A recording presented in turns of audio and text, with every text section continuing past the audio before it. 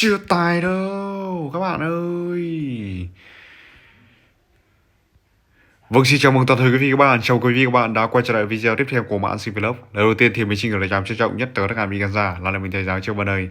Nhưng bạn ơi, quý thầy giáo Châu Vân thì cho thầy giáo Châu Vân một lượt like, một lượt chia sẻ, một lượt đăng ký kênh nhá. Tuổi gì các bạn ạ? Nói solo với thầy Châu Vân à? Không đủ trình độ các bạn ạ.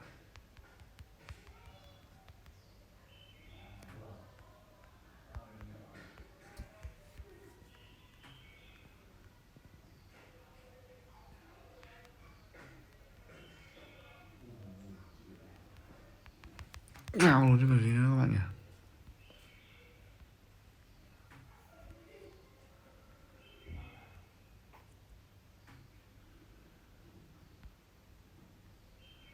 Cho NHP các bạn ạ.